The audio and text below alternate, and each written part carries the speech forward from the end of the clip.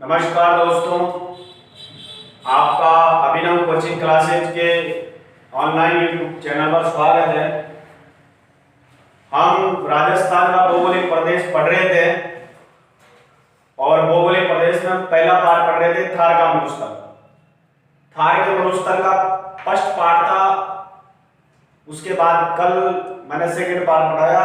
आज थार के मरुस्थल का थर्ड पार्ट है।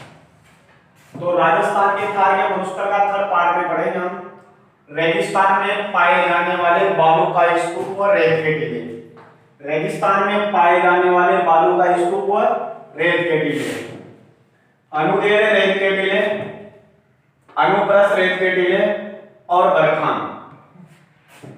अनुदैर्घ्य रेत के टीले, अनुप्रस्थ रेत के टीले और बरखान।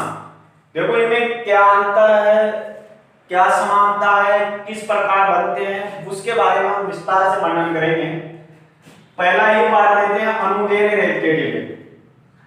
वे रेत के टीले जो वायु की दिशा में समांतर या श्रृंखलाबद्ध स्थिति में हो। वे रेत के टीले जो वायु की दिशा में समांतर या श्रृंखलाबद्ध स्थिति में हो, उन्हें अनुदैर्घ्य रेत के टीले कहा जाता है। उन्हें कौन से रेत के टीले? अनुदैर्घ्य रेत के टीले। अनुदैर्घ्य रेत के टीलों के बीच मुक्त दो गलियारे होते हैं, जिनसे होकर ऊंटों के काफिले गुजरते हैं, जिन्हें स्थानीय भाषा में कारवा और गासी कहा जाता है। अनुदैर्घ्य रेत के टीलों के बीच मुक्त दो गलियारे होते हैं, जिनसे ऊंटों के काफिले गुजरते हैं, जिन्हें स्थानीय भाषा में कारवा और गासी कहा जाता है। यानी हम ये समझे कि रेगिस्तान में पाए जाने वाले कच्चे रास्ते कारवा और गासी कहलाते हैं। यहाँ इस कारवा और गासी में पूरी बॉर्डर फिल्म भी रिलीज हुई है। यानी वहां के जो कच्चे रास्ते वो कारवा और गासी कहलाते हैं। यदि यही कच्चे रास्ते मारवाड़ और मेवाड़ में पाए जाते हैं तो इन्हें दर्रे और नाल कहा जाता है। यानी मारवाड़ और मेवाड़ में पाए जाने वाले छोटे और तंग रास्तों को स्थानीय भाषा में दर्रे और नाल कहा जाता है। दूसरा पार्ट है अनुप्रस्थ रेत का टीला।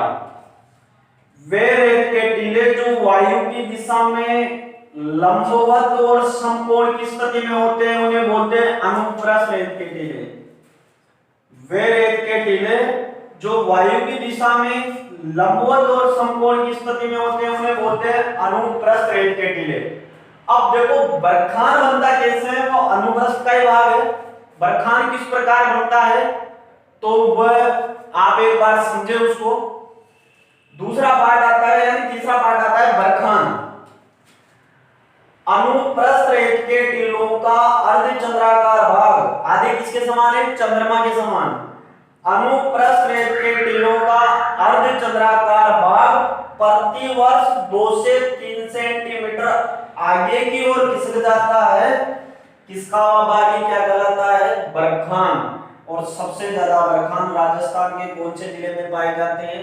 जोधपुर में। बरखान हमेशा हानिकारक होता है। मान लो किसी खेत के पास बरखान बन गया और वो 2-3 सेंटीमीटर आगे खिसकेगा तो वो खेत किस में बदल जाएगा? मरुस्थल में। तो ये हमेशा क्या होते हैं? हानिकारक। एक बार और देखिए आप इनको। रेगिस्तान में पाए जाने वाले बालू का स्तूप और रेत के टीले। बालू का स्तूप में पहला है अनुदैर्घ्य रेत के टीले। वे रेत के टीले जो वायु की दिशा में समांतर और श्रृंखलाबद्ध स्थिति में होते हैं, उन्हें अनुदैर्घ्य रेत के टीले कहा जाता है। अनुदैर्घ्य रेत के टीलों के बीच मुक्त दो गलियारे होते हैं, जिनसे होकर ऊंटों के काफिले गुजरते हैं, जिन्हें स्थानीय भाषा में कारवा और क्या कहा जाता है? गासी कहा जाता है। कारवा और गासी कहा जाता है। अब दूसरा जो पार्ट है वो है अनुप्रस्थ रेत का टीला। वे रेत के टीले जो वायु की दिशा में कैसे होते हैं? लंब होते हैं। ये पौने इधर से आती है, अब इसमें इधर से पौने आती है, इस कारण इसे क्या कहा जाता है? इधर पवनमुखी। इधर से कोई पौने नहीं आती, इस कारण इसे क्या बोलते हैं? पवन विमुखी। वे रेत के टीले जो वायु की दिशा में लंबवत और समकोण की स्थिति में होते हैं, उन्हें क्या बोलते हैं? अनुप्रस्थ रेत के टीले। उन्हें क्या बोलते हैं? अनुप्रस्थ रेत के टीले। अब जो बनता है वो है बरखान। बरखान अनुप्रस्थ का ही भाग है, अनुप्रस्थ जैसा ही है। अनुप्रस्थ रेत के टीलों का अर्धचंद्राकार भाग प्रति वर्ष 2 से 3 सेंटीमीटर आगे की ओर खिसक जाता है। किसका वह भाग, ये क्या कहलाता है, बरखान। और बरखान सबसे ज्यादा राजस्थान के कौन से जिले में बनते हैं, जोधपुर में। बरखान हमेशा कैसे होते हैं, हानिकारक। बरखान हमेशा कैसे होते हैं, हानिकारक। तो इस प्रकार रेगिस्तान में पाए जाने वाले बालू का स्तूप और रेत के टीलों का वर्णन था। अब रेगिस्तान में पाए जाने वाली जो है वो है खारे पानी की झीलें। अब हम पढ़ेंगे खारे पानी की झीलें। जैसे मीठे पानी की भी पाई जाती है और खारे पानी की भी पाई जाती है। रेगिस्तान में पाए जाने वाली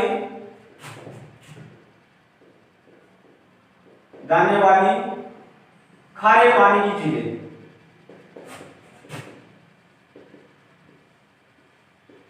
अब झीलों की बात करें तो जैसे जैसे तो बहुत सारी है, ट्रिक्स से याद, बिना ट्रिक्स से याद भी नहीं रहेगा आप लोगों को। जैसे डेगाना है, डीडवाना है, कुचामन है, फलोदी है, बाप है, पंचपदरा है, थोप है, बाकरी है, कावेद है, बरमसर है, पोखरण है, नाकोड़ा है, लूणकरणसर है, तालछापर है, रेवासा है। एक खारे पानी की झील तो है, उसका थोड़ा सा पार्ट रेगिस्तान में आता है, वो है सांबर। पर वो रेगिस्तान में नहीं आती, इस कारण उसको हम स्टार्ट करेंगे। तो इनको हम याद रखेंगे ट्रिक्स के अनुसार। मैं पहली ट्रिक्स है, कैसे याद रखा जाए, डेडी कुछ नागौर में। डेडी कुछ नागौर में। डे का मतलब डेगाना, डी का मतलब डीडवाना, कुछ का मतलब कुचामन, और कहां पे है, नागौर में। डेगाना, डीडवाना, कुचामन कहां पे है, नागौर में। तो ये है डेगाना। दूसरी है डीडवाना और तीसरी है कुचामन।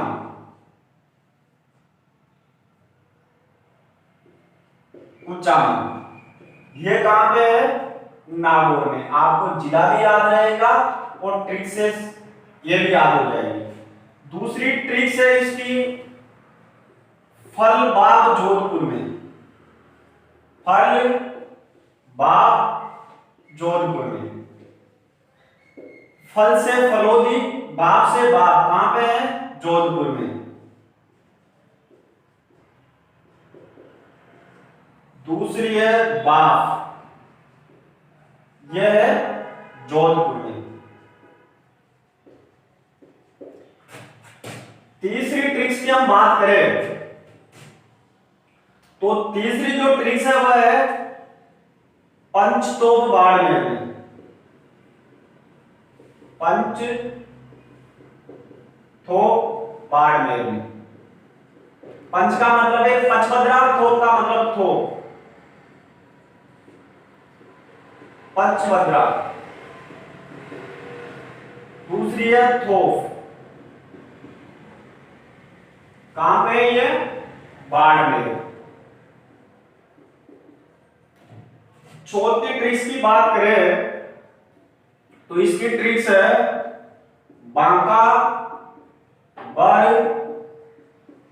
कोना, जैसलमेर में। बांका, बर, कोना, जैसलमेर में। बांका मतलब बाकरी, का मतलब कावे, बर का मतलब भरमसर, को का मतलब पोखरण, ना का मतलब नाकोड़ा। पहले बाकरी,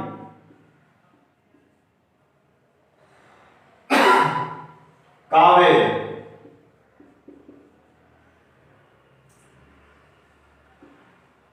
बरमसर, पोखरण और है नाकोड़ा।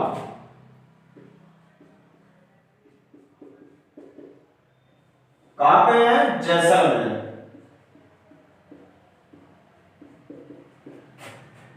और कुछ खारे पानी की झीलें हैं, लूणकरणसर,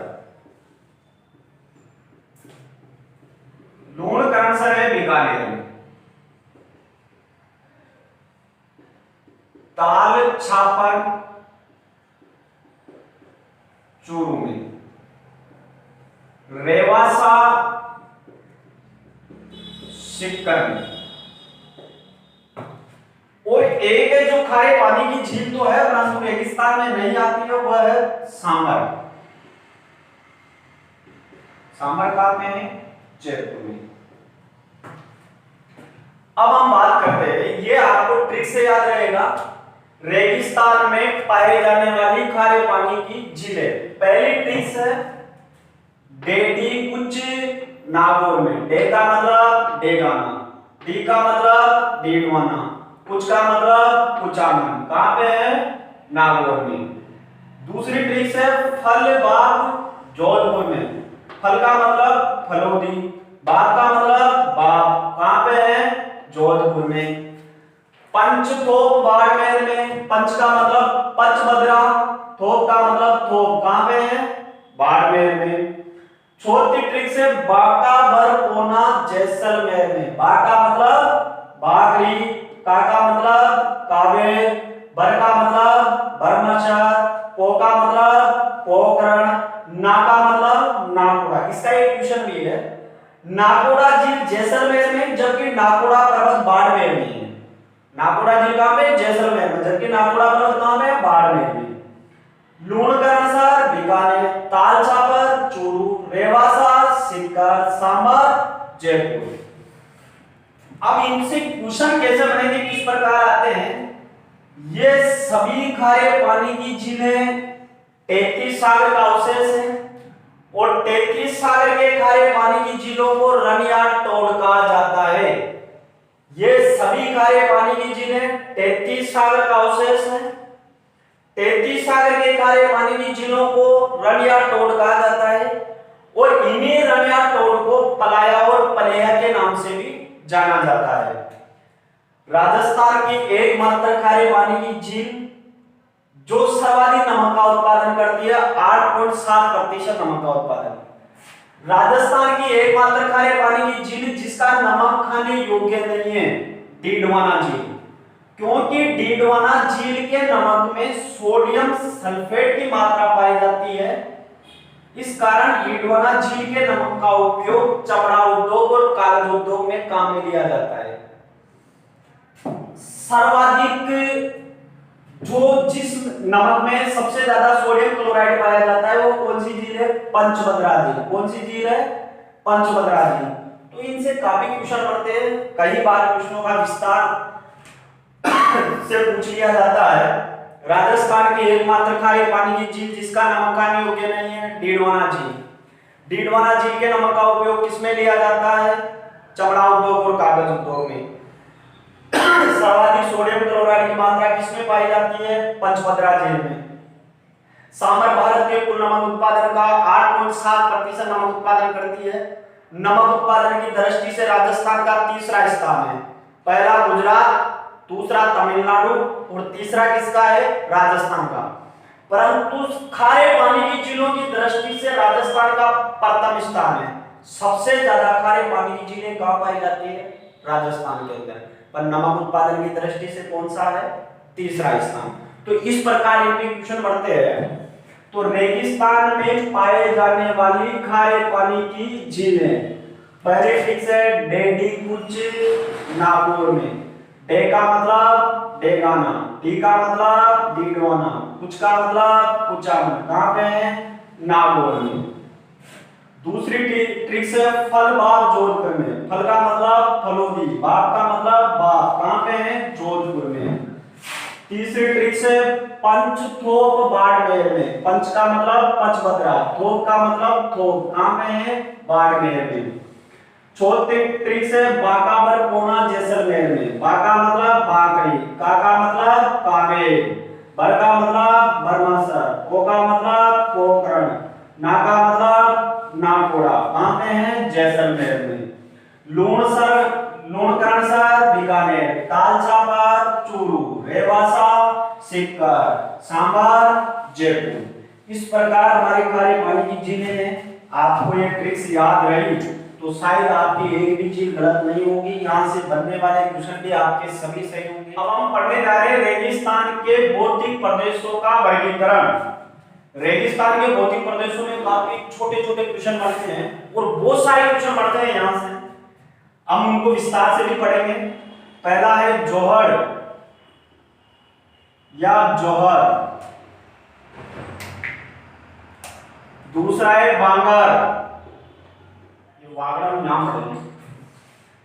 रेगिस्तान के भौतिक प्रदेश से 22, इनमें से छोटे छोटे क्वेश्चन आते हैं। जोड़ है जोर, बांगर, खादर, कर्दल, कुबड़पट्टी और बाकापट्टी, भीड़ व बिहार, रन और टोड़, खड़ी, टांका, नेटा और नेस्टा, नाडी, कुई, पालर पानी, पीवना, नाचना, सम, थली, वलियामठ, गौमठ, लाठीसरीच, तोरावाटी और वागड़। अब आप समझिए इनको। ये देखो यहाँ पे मैंने जो लिखा है ना, वो दो शब्द लिखा हुआ है। एक तो लिखा हुआ है जोड़ और एक लिखा हुआ है जोर। इन दोनों का अर्थ अलग अलग है, परंतु यूपीएससी एग्जाम में इन दोनों का अर्थ एक ही बताया। अंग्रेजी उच्चारण के आधार पर दोनों का अर्थ एक जैसा निकला। जोहर ज्योग्राफी का वर्ड है और जोहर इतिहास का वर्ड है। तो हम इनको समझे। जोहर शेखावाटी क्षेत्र में खोदे गए कच्चे और पक्के कुओं के नीचे पाए जाने वाला चूना पत्थर जोड़ कहलाता है। सभी कुएं जोड़ नहीं कहलाते, केवल उन्हीं कुओं को जोड़ कहते हैं जिनमें क्या पाया जाता है, चूना पत्थर। शेखावाटी क्षेत्र में खोदे गए कच्चे और पक्के कुओं के नीचे पाए जाने वाला चूना पत्थर क्या कहलाता है, जोड़ कहलाता है। बांगर शेखावाटी क्षेत्र का कुछ अनुपजाऊ भूभाग बांगर कहलाता है। शेखावाटी क्षेत्र का कुछ अनुपजाऊ भूभाग बांगर कहलाता है। खादर नदियों द्वारा निर्मित क्षेत्र को खादर प्रदेश कहा जाता है। यह क्षेत्र उपजाऊ भूभाग कहलाता है। नदियों द्वारा निर्मित क्षेत्र को खादर प्रदेश कहते हैं और यह क्षेत्र कौन सा भाग कहलाता है, उपजाऊ। वो इस क्षेत्र में पाए जाने वाली जो मिट्टियां हैं उन मिट्टी को खादर मिट्टी, जलोढ़ मिट्टी, दोमट मिट्टी, कांप मिट्टी व कच्चाई मिट्टी के नाम से जाना जाता है। काटल प्रतापगढ़ का वह भूभाग जो माही नदी के किनारे पर स्थित है उसे काटल प्रदेश कहते हैं।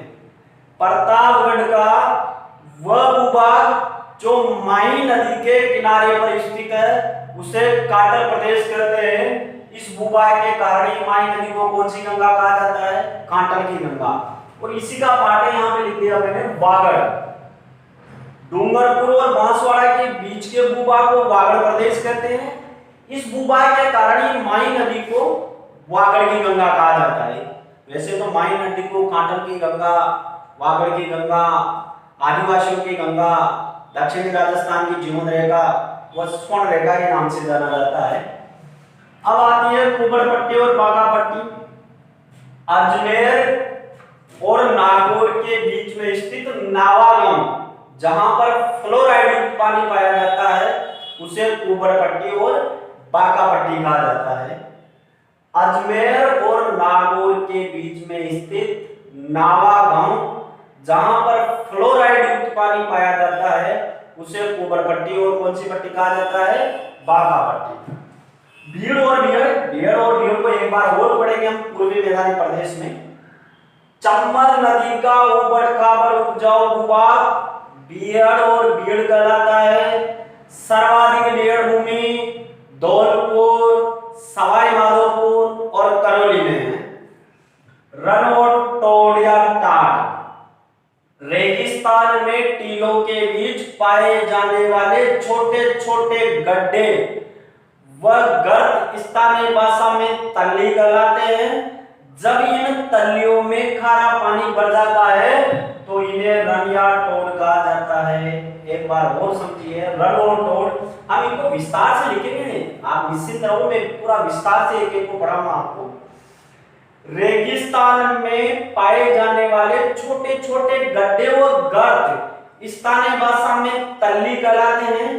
जब इन तलियों में खारा पानी भर जाता है तो इन्हें रण और टोड कहा जाता है। इन्हें क्या कहते हैं? रण और टोड।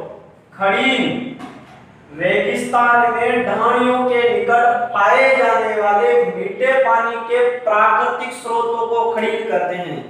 रेगिस्तान में ढाणियों के निकट पाए जाने वाले मीठे पानी के प्राकृतिक स्रोतों को क्या कहा जाता है? खड़ीन। इसका क्वेश्चन रिट में भी आ चुका है। 15वीं शताब्दी में पालीवाल ब्राह्मण जाति द्वारा अपनाई गई बहुउद्देशीय परियोजना क्या कहलाती है? खड़ीन कहलाती है। अब ये जो पालीवाल ब्राह्मण जाति के लोग थे वो लोग इससे एक उद्देश्य की पूर्ति ना करके बहुउद्देश्य की पूर्ति करते थे, और वो जो कोई नाड़ी है वो बहुउद्देश्य की पूर्ति की, वो सभी नाड़ियां क्या कहलाई? खड़ीन कहलाई। टांका रेगिस्तान में ढाणियों के निकट पाए जाने वाले मीठे पानी के कृत्रिम स्रोतों को क्या कहा जाता है? टांका। हमारे घर में जो टैंक बनाया जाता है ना, वो भी क्या कहलाता है?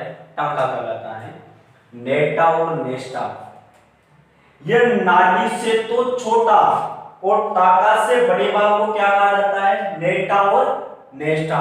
आजकल 2011-12 में कांग्रेस सरकार की एक योजना भी चली थी, जो गांव में पोंड बनाए जाते थे। पोंड सरकारी योजना थी, तो वह नाड़ी से तो होता है छोटा और टाका से यानी टैंक से होता है बड़ा, वो क्या कहलाता है?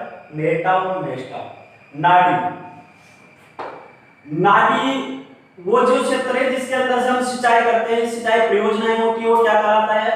नाड़ी कहलाता है। पुई 56वें अकाल के समय मरुस्थल में एक पुई पाई जाती थी, और उसमें 56वें अकाल में जिससे पानी की आपूर्ति हुई थी वो क्या कहलाती थी? पुई कहलाती थी। और वो पुइयों का आज भी एक माता का मंदिर है जैसलमेर के अंदर, वो है तमुंड माता का मंदिर, जिसको बॉर्डर फिल्म में दिखाया है, आपको पता हो तो। ये भी रेगिस्तान में पाए जाने वाले पानी का स्रोत है, पालर पानी। वर्षा के जल को क्या कहा जाता है? पालर पानी। और आप जानते भी हो हर क्षेत्र में वर्षा के जल को पालर पानी कहा जाता है। पीवणा मरुस्थल में पाए जाने वाला विशेला सर्प पीवणा कहलाता है। सर्वाधिक पीवणा सर्प राष्ट्रीय मधुउद्यान जैसलमेर बाड़मेर में पाया जाता है। नाचना जैसलमेर का वह गांव जहां से लगातार मरुस्थल का विस्तार होता है उसे नाचना कहते हैं। इस नाचना गांव को ही रेगिस्तान का मार्च भी कहा जाता है। आप एक बार समझे, जैसलमेर का वह गांव जहां से लगातार मरुस्थल का विस्तार होता है उसे नाचना कहते हैं। और इस नाचना गांव को रेगिस्तान का क्या कहा जाता है? मार्च। ऊंट की 2 नस्लें प्रसिद्ध हैं, गोमट और नाचना। उनकी कितनी नस्लें प्रसिद्ध है? गोमट और नाचना। और उनकी जो नाचना नस्ल है ना, उसको ही रेगिस्तान का जाट कहा जाता है। उनकी नाचना नस्ल को रेगिस्तान का क्या कहते हैं? जाट। सम सबसे महत्वपूर्ण है, यहां से 2 शब्दों से 4 क्वेश्चन बनते हैं। ये राजस्थान का पश्चिमी बिंदु है, ये राजस्थान में वनस्पति रहित प्रदेश है। जैसलमेर में पाए जाने वाले बड़े बड़े रेत के टीले किसके टीले कहलाते हैं? सम के टीले कहा जाता है। और ये राजस्थान में सबसे कम वर्षा वाला स्थान है। राजस्थान का पश्चिमी बिंदु, राजस्थान का वनस्पति रहित प्रदेश, राजस्थान में सबसे कम वर्षा वाला स्थान, और जैसलमेर में पाए जाने वाले बड़े बड़े रेत के टीले क्या कहलाते हैं? सम के टीले। क्या कहलाते हैं? सम के टीले। बीकानेर गंगानगर का दक्षिणी भाग और चूरू, बीकानेर दक्षिणी गंगानगर और चूरू तक मरुस्थलीय पट्टी क्या कहलाती है? थली। क्या कहलाती है? थली। वन व मार्ग जैसलमेर और बाड़मेर के बीच में स्थित आसपास के गांवों को स्थानीय भाषा में वन और मार्ग कहा जाता है।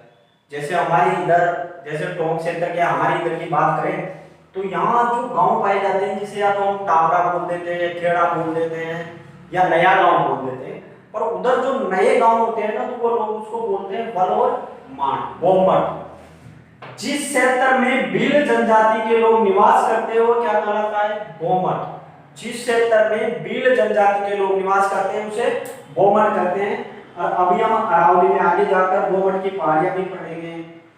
लाटीश्री जैसलमेर और बाड़मेर के बीच में स्थित हरा भरा घास का मैदान लाटीश्री कहलाता है।